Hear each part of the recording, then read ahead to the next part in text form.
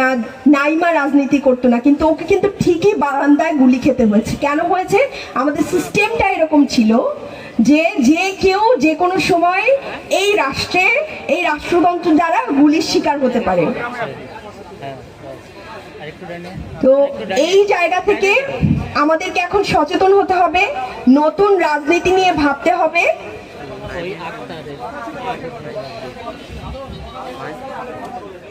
তা আমরা সবাই নতুন রাজনৈতিক বন্দোবস্ত নিয়েই ভাববো। আগামীতে তোমাদের সাথে আবারও দেখা হবে। সবাইকে আসসালামু আলাইকুম।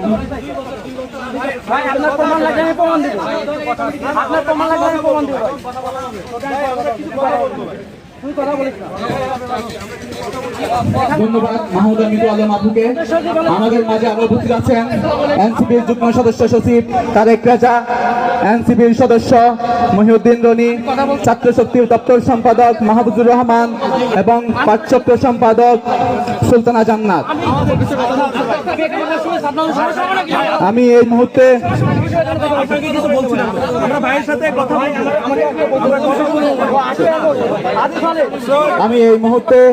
বক্তব্য দেওয়ার জন্য আহ্বান করছি এনসিপির যুগ্ম আহ্বায়ক সৈয়দ তুষার ভাইকে বক্তব্য দেওয়ার জন্য আহ্বান করছি। সম্পাদক আপনার সাথে কথা বলতে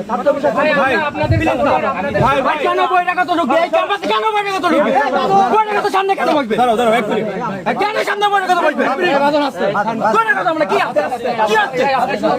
আমি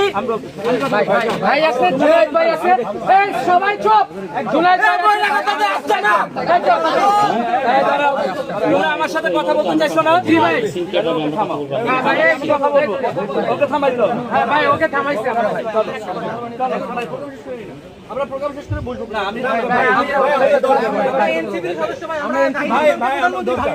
আমরা এই পদযাত্রা 25 সালে মেইন গেটে এই ক্যাম্পাসে ভাই এই যারা আমি যেটা বলছি না আগে এখানে বলবো ভাই আমাদের কথা আছে ভাই কথা বলছি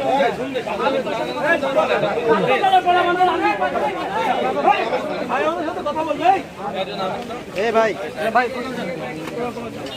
প্রোগ্রাম চালা ভাই প্রোগ্রাম চালা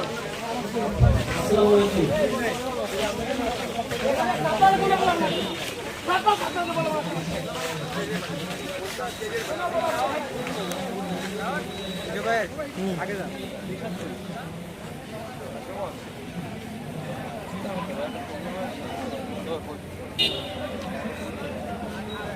বক্তব্য শুনে